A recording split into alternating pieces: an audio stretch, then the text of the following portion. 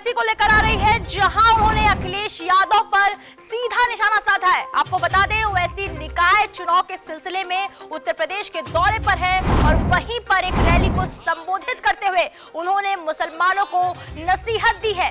ओवैसी ने यहीं पर आनंद मोहन की रिहाई का भी जिक्र किया और मुसलमानों को नसीहत दी कि एकजुट होने का क्या मतलब होता है। योगी के गढ़ में बोलते हुए ओवैसी ने नीतीश कुमार और तेजस्वी यादव पर भी हमला बोला है। क्या कह रहे हो ओवैसी, आप भी सुनिए। कि बिहार में सरकार है नीतीश कुमार की और तेजस्वी यादव की, जो अखिलेश यादव के रिश्तेदार भी हैं।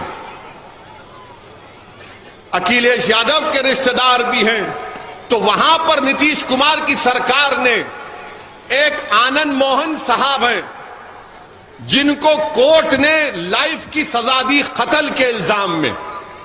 उन्होंने दलित आईएएस ऑफिसर की हत्या की तो उनको कोर्ट ने लाइफ की उम्र कैद की सजा दी। तो नीतीश कुमार और तेजस्वी यादव की सरकार ने कहा कि 24 का चुनाव आ रहा है, हमको राजपूतों के वोट हासिल करना है। इसीलिए जो जेल का मैन्यूल होता है, जिसमें लिखा गया कि अगर कोई गवर्नमेंट के सर्वेंट को, अगर कोई कर्मचारी को सरकार की हत्या करेगा तो उसको रिमिशन माफी नहीं मिलेगी, कानून बदल दिया। वो जेल से निकल गए हैं।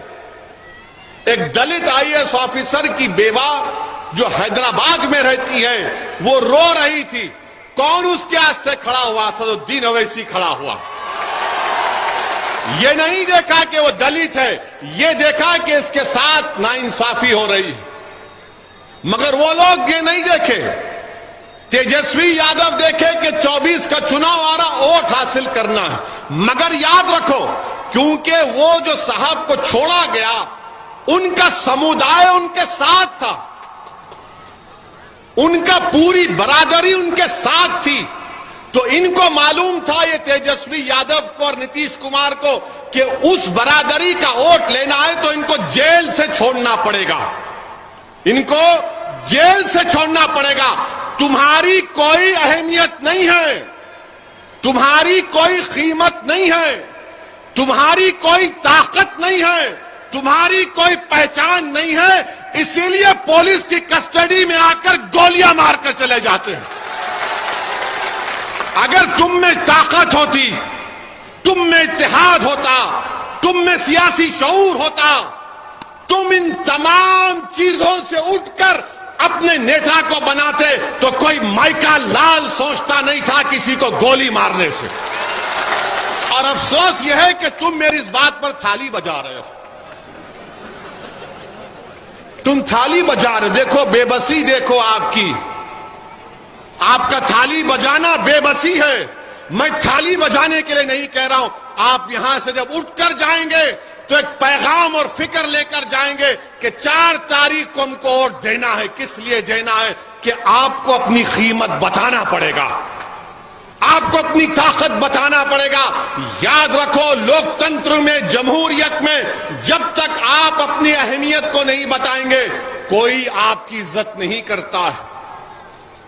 इनको मालूम ये कहां जाएंगे बेचारे टोपी पहनने वाले।